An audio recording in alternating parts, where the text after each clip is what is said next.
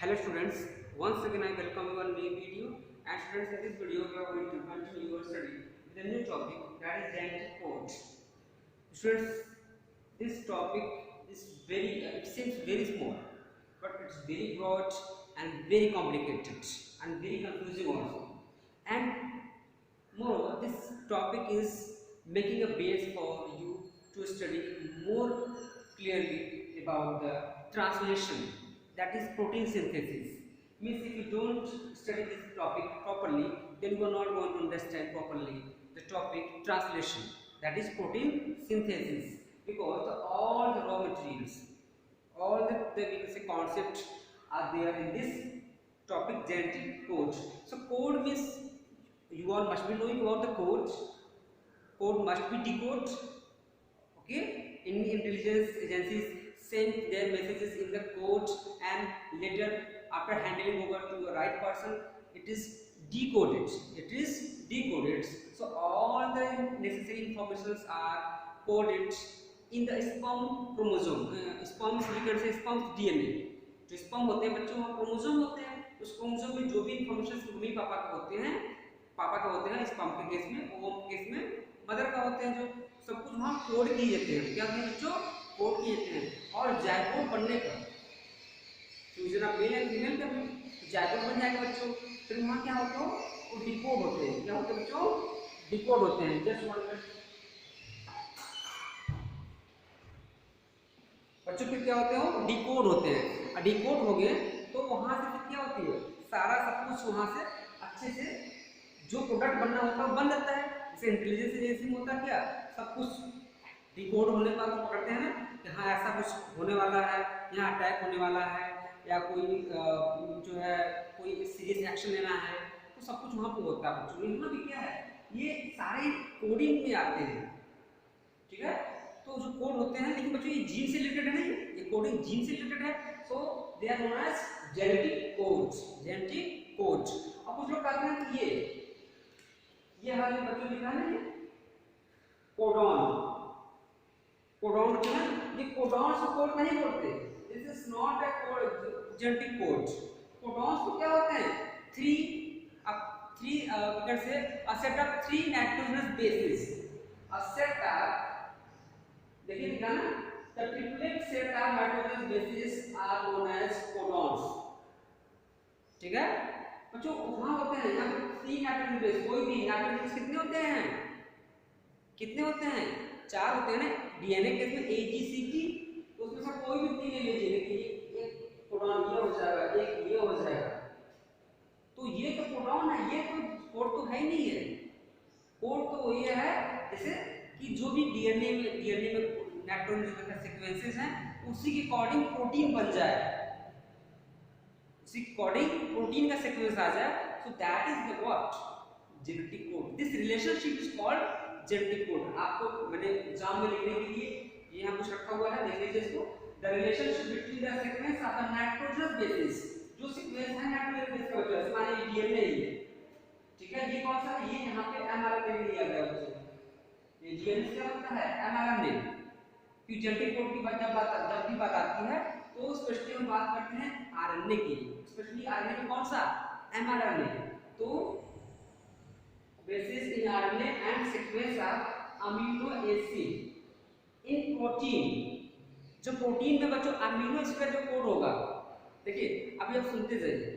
ठीक है, we will be studying more detail about it. I will be detailing it more. ठीक है, amino acid protein is called genetic code. अब जैसे मान लीजिए सेल बच्चों, सेल के अंदर क्या है? ये न्यूक्लियस है. न्यूक्लियस बच्चों क्या है? डीएनए है. डीएनए से बच्चों क्या होगा? ये बन गया क्या? एमआरएनए बन गया.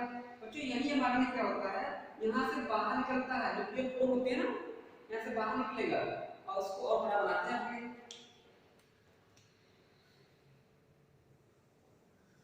ठीक है, मान लीजिए सेल हो गई. तो बच्चों यहाँ पे देखो, यही एमआरएनए स्ट्रैंड देखो यहाँ पे 5' 3'. बच्चों यहाँ भी क्या होगा? नाइट्रोजन बेस हो गया ना, यहाँ पे नाइट्रोजन बेस हो गया. लेकिन बच्चों यहाँ पे जैसे एग्जांपल के लिए मान लीजिए बच्चों, ये 3' 3' ये टेम्पलेट स्ट्रैंड था, ये कोडिंग स्ट्रैंड था. इससे बना बच्चों मान लीजिए सीक्वेंस सही नहीं मिलेगा. सीक्वेंस सही नहीं मिलेगा तो मान देंगे बताएं आपको. बच्चों ये नाइट्रोजन, ये नाइट्रोजन बेस पर आ गया. नाइट्रोजन बेस बच्चों यहाँ पे आएंगे। आने के बाद मान लीजिए यहाँ पे AUG है, GUU है, UAE, ये क्या है, ये नाइट्रोजन बेस है। ये क्या है, मान लीजिए यहाँ पे मैं दिखाता हूँ, AUG है, GUU है और UAG है, ठीक है। तो इसी तीन के बेस पे क्या बोलते हैं, कोडॉन बोलते हैं। क्या बोलते हैं, कोडॉन। अब यहाँ पे आते हैं, यहाँ से बता चुके हैं, ये बता सेपरेट डाटा बता दिया कोडॉन। बच्चों यहाँ पे मान लीजिए आरएनए केस में होता है, कोडॉन की बात करते हैं बच्चों, कहाँ होता है, ये एमआरएनए के केस में होता है, ठीक है। डीएनए में क्या होता है, एजीसीटी होता है, लेकिन हम एमआरएनए की बात करेंगे, कोडॉन की बात करेंगे। We are specially talking on working on the mRNA. बच्चों एमआरएनए होगा, ये आरएनए की बात कर रहे हैं, यानी कि एमआरएनए की बात करेंगे, ठीक है ना, क्लियर। तो यहाँ पे देखिए इन चारों को हम अगर सीक्वेंस में रखें, अगर इनकी हम आपस में पेयरिंग करें, तीन तीन कोडॉन का सेट बना, तीन तीन नाइट्रोजनस बेस का सीक्वेंस बनाया, तो बच्चों 4 × 4 × 4 यानी कि 1 2 3 4 ये ले लें। अगला बच्चों क्या करें, A B C है ना, यहाँ पे U कर दें, फिर C कर दें, ऐसे इंटरचेंज कर दें। अगला बच्चों क्या करें, ये हाँ AGCU कर दें, CU था बच्चों ना, AGUC कर दें। अगले क्या करें, अब GU कर दें, AUGC कर दें, ठीक है ना। अगले क्या करते हैं, U यानी G करते हैं, A करते हैं, CU कर दें, ठीक बच्चों। अगले क्या करते हैं, देखिए AGCU था, AGUC हो गया पहला, दूसरा हो गया 3 4 4, तो इसमें बनते बन गए। और एक स्टार्ट से करें, तीनों को ले लें, फिर इसको स्टार्ट करें, फिर तीनों को ले लें, इसको स्टार्ट करें, फिर तीनों को ले लें, इसको स्टार्ट करें, इसी तरह से बच्चों 4 4 × 4 × 4 के पावर क्यूब यानी 64 क्या बनेंगे, सेट निकलेंगे, पॉसिबिलिटीज निकलेंगी इसकी नाइट्रोजन बेस की। और उसमें से तीन तीन को मिला क्या बोलते हैं, कोडॉन बोलते हैं। क्या बोलते हैं, कोडॉन। तो कितने बनाए कोडॉन, 64 बन जाएंगे।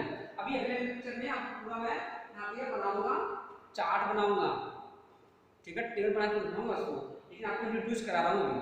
तो 64 कोडॉन होते हैं। अब कोड फॉर 20 अमीनो एसिड, हमारे आपकी बॉडी में 20 अमीनो होते तो हैं, अमीनो एसिड कई तरह के 300 के आसपास होते हैं, लेकिन बच्चों जो किसी बॉडी के स्ट्रक्चर में काम आते हैं वो कितने होते हैं, 20 होते हैं। वो अमीनो एसिड क्या बोलते हैं, बिल्डिंग ब्लॉक्स में हेल्प करते हैं, प्रोटीन को बनाने में हेल्प करते हैं बच्चों।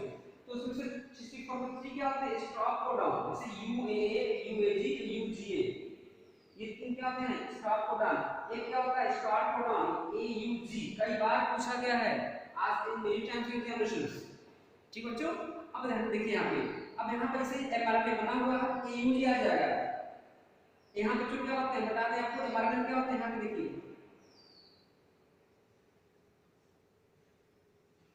ये देखिए यहाँ पे ये क्या है, ये टीआरएनए है, ये क्या है, टीआरएनए काम क्या होता है, इसके बता देना। आरएनए के 3 टाइप होते हैं, टीआरएनए, एमआरएनए और बच्चों क्या होते हैं, आरआरएनए। तो राइबोसोमल आरएनए क्या करते हैं, ये जैसे ही इसमें से निकल के, ये जैसे ही एमआरएनए निकल के इसमें से 12 साइटोप्लाज्म में आएंगे, तो बच्चों इसमें क्या होते हैं, ये देखिए अमीनो एसिड होते हैं, क्या होते हैं, अमीनो एसिड्स होते हैं।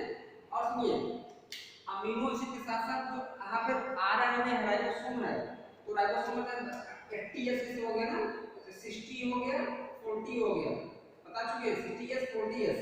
तो 60S क्या होगा बच्चों, 60S इसके नीचे आ जाएगा, ऐसे देखिए ऐसे नीचे आ जाएगा। अब 40S क्या होगा, इसके ऊपर चला जाएगा, ठीक बच्चों।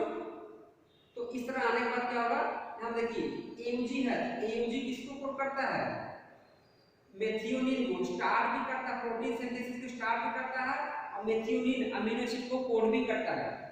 तो बच्चों क्या होगा, यहाँ देखिए जैसे यहाँ पे आ गया, तो ये कोडॉन होते हैं, इस पर एमआरएनए पे कोडॉन होते हैं बच्चों, और इस टीआरएनए क्या होते हैं, एंटी कोडॉन। क्या होते हैं, एंटी कोडॉन।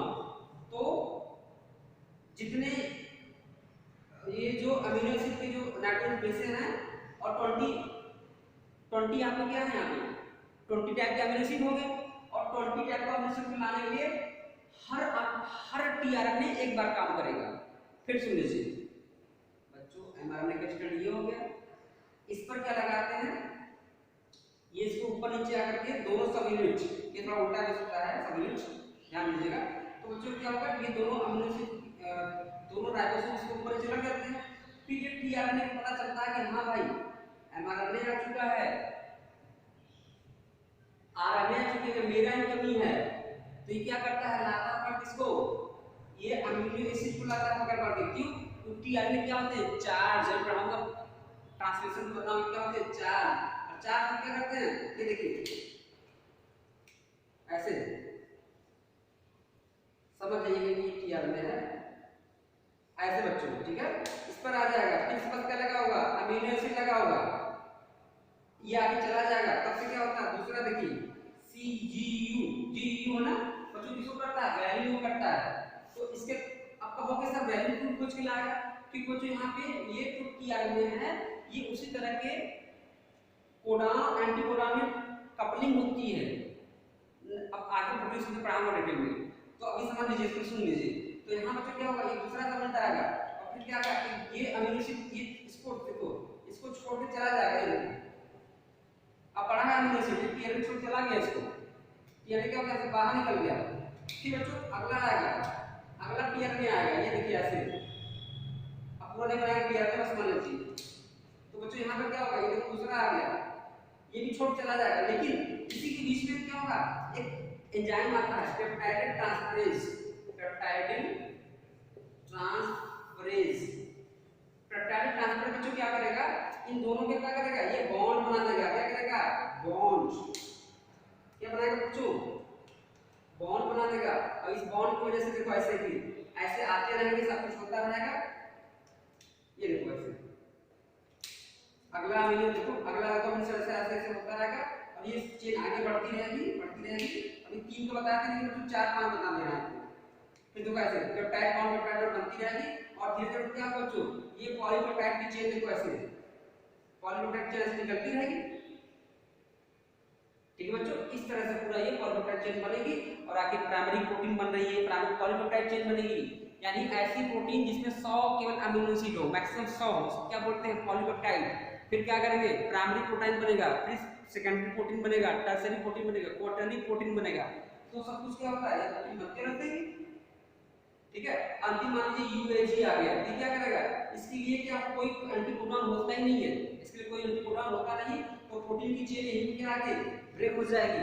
मैं फिर कर रहा हूं, 1 2 3 बनाया था, मुझे 2 ही दिखाना चाहिए था, लेकिन आपको 3 और दिखा दिया क्योंकि आपको समझ में आ जाए, ठीक बच्चों। तो इस तरह से पूरा प्रोसेस चलता रहता है। तो आई होप कि आपको बच्चों समझ में आएगा। मैं देख रही हूं इसमें आपको दिखा कि नहीं, पूरा कट गया था उसमें, ठीक है। अब सही है बच्चों, ठीक है। मैं फिर बता दे रहा हूँ, परेशान मत होइए। मुझे लग रहा था कि मैं इधर कवर नहीं किया हूँ, ठीक बच्चों। देख लीजिए इस तरह से पूरा ये टीआरएनए है, 3 टाइप के, ये बताया आरएनए बताया, 3 टाइप का काम बता दिया मैंने। पहला टीआरएनए का काम है bringing of the amino acid after getting charge. MRNA क्या बच्चों, ये तो डीएनए से बनेगा, अंदर ट्रांसक्रिप्शन से बाहर आएगा। आरएनए क्या करता है, ये दोनों तरफ सब यूनिट्स से जुड़ जाते हैं। कोई बताना एटीएस राइबोसोम, वही आरएनए बनाता है, वही आरएनए ही है, दोनों तरफ से जुड़ जाता है और ये फिर पॉलीपेप्टाइड की चेन बनती रहती है, ठीक है। तो एयूजी क्या होता है, स्टार्ट का काम भी है, मेथड कोड भी करता है, ठीक है। इस तरह का चलता रहता है। अगले वीडियो में हम लोग बात करेंगे कि जेनेटिक कोड के जो सैलिएंट फीचर होते हैं, डीजेनरेट होते हैं, डीजेनरेसी शो करते हैं, अनएम्बिगुअस होते हैं, कॉमनलेस होते हैं, ठीक है। यानी एक कोडॉन कई अमीनो एसिड कोड कर सकता है। So we will be discussing about this, ठीक है। तो चलो बच्चों, आई होप समझ में आया होगा। Thanks for watching, bye bye, take care.